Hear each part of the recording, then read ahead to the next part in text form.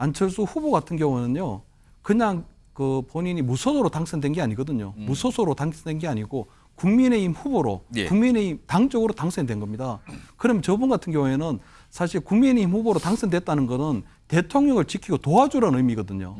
근데 지금 안철수 의원 같은 경우에는 본인이 하고 있는 건 민주당 입장만 계속 대변하고 있어요. 병역의 의무를 하는데 아이들을 보냈는데 예. 아이들이 정말 어이없이 죽고 그거에 대해서 대통령이 진상을 밝혀라 해서 진상을 밝혔더니 예. 진상을 밝힌 대령을 어떻게 했습니까? 박정원 대령은.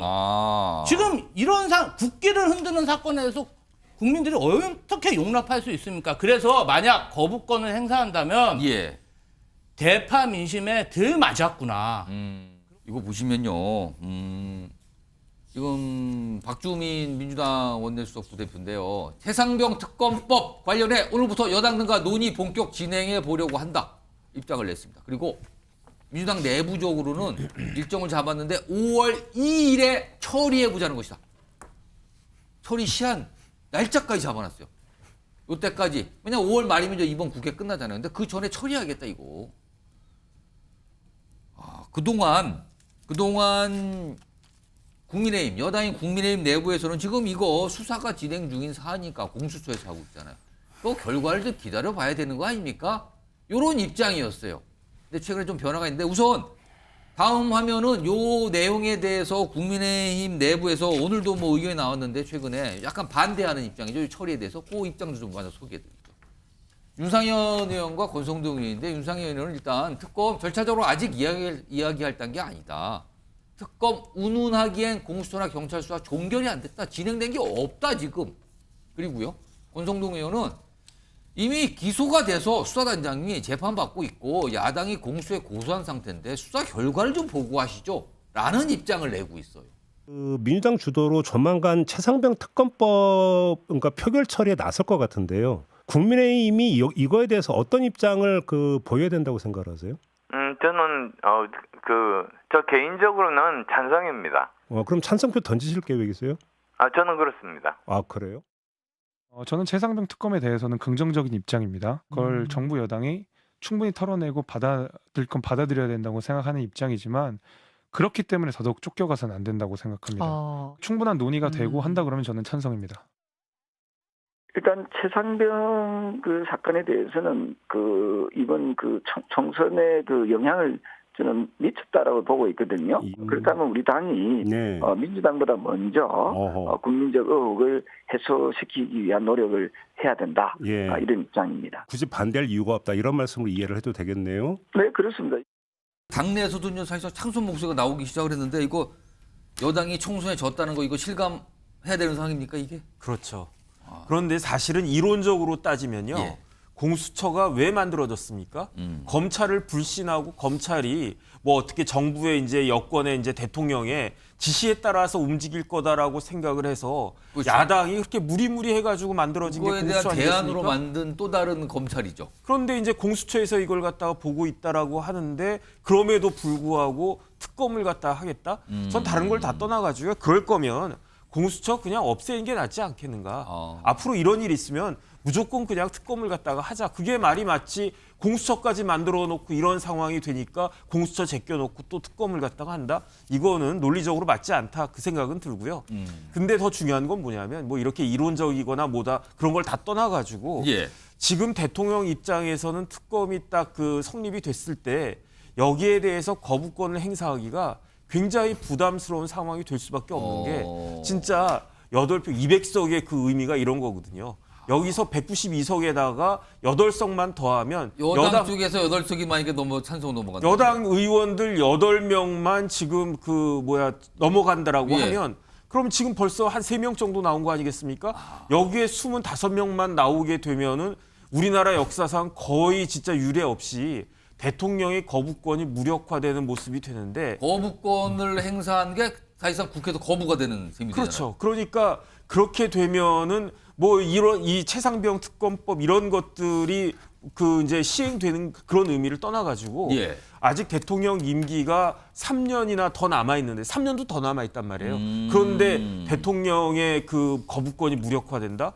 진짜 이거는 우리나라 대한민국 건국 이래 최초로 드러나는 그런 일들일 것이기 그러면 때문에 그런 걸 우려해서 거부권 행사를 굉장히 주저할 수도 있다 이렇게 보시는 겁니까? 제가 봤을 땐 그렇습니다. 그렇기 때문에 어쨌든 내용 여부를 떠나가지고 이런 부분들이 그 다음에 이 최상병 특검법 그 처리 과정이 예. 앞으로 이제 4월 10일 이후에 그 22대 국회 여소야대 하에서 예. 대한민국 정치가 어떻게 운영될 것인지에 대한 하나의 리트머스 같은 역할을 하지 않을까 하는 생각이 듭니다. 김춘영 교수님, 예. 지금 여당에서 뭐 이렇게 분위기를 설명하신 분들 얘기를 들어보니까 여당이 이 최상병 특검 법안에 대해서 찬성하기도 반대하기도 어렵다는 말이 나오거든요. 그럼 찬성하기 어려운 이유, 반대하기 어려운 이유는 각각 뭡니까?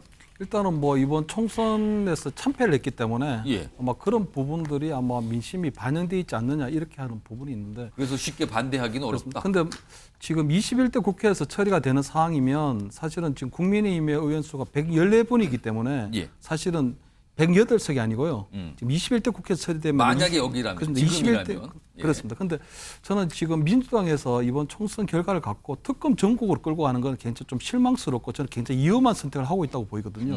왜냐하면은 민주당에서 저렇게 특검 밀어붙이게 되면요. 전국이 급속하게 또 냉각됩니다. 그럼 21대 국회에서 사실 거부권 전국이었는데 이것이 22대 국회에도 그대로 반복될 가능성이 굉장히 커 보이거든요. 물론 지금 채모 상병에 대한 특검에 대해서는 안철수 의원이나 이렇게 몇 분이 일단 뭐 일단 찬성하는 약간 의지를 보이는 거 전 있는데 찬성 쪽인 것 같아요. 근데 저 부분에 대해서 저는 조금 유감인 게 안철수 후보 같은 경우는요. 그냥 그 본인이 무소속으로 당선된 게 아니거든요. 무소속으로 당선된 게 아니고 국민의힘 후보로 예. 국민의힘 당적으로 당선된 겁니다.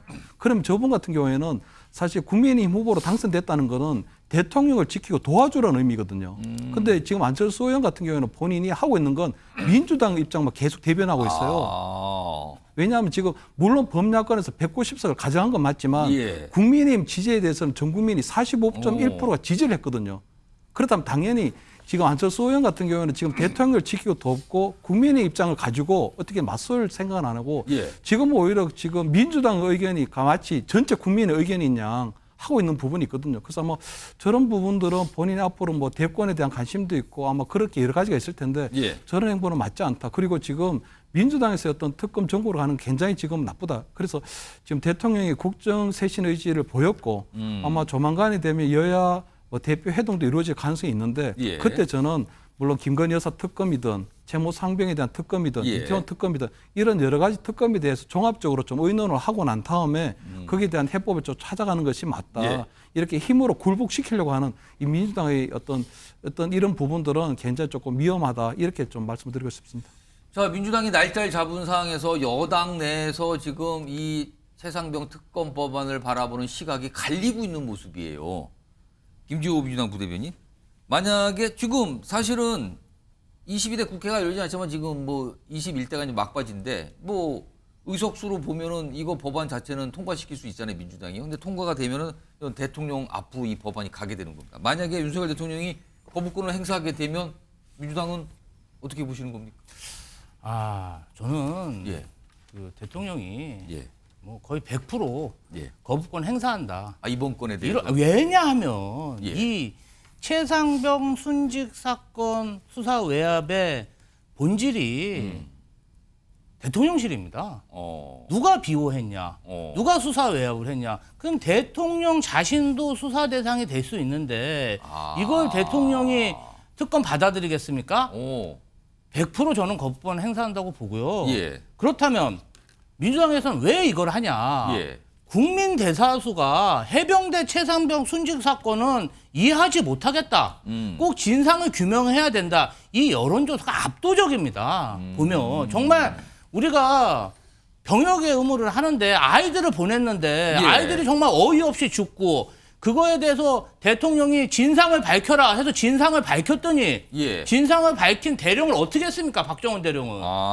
지금 이런 국기를 흔드는 사건에서 국민들이 어떻게 용납할 수 있습니까? 그래서 만약 거부권을 행사한다면 예. 대파 민심에 덜 맞았구나. 그렇기 때문에 정말 또 대통령 지지율이 떨어지고 그리고 나서 22세 때 또 추진하면 됩니다. 그렇기 때문에 대통령이 거부권을 행사할 가능성은 높지만 예. 뭐 본인이 떳떳하면 거부할 이유가 뭐가 있습니까? 그냥 받아들이고 대파 민심에 순응하는 게 맞다고 봅니다. 지금 이제 민주당이 뭐 굉장한 압박을 하는 상황인 거죠. 그리고 여당에서는 의견이 갈리면서 고심을 하는 분위기 같기도 하고요.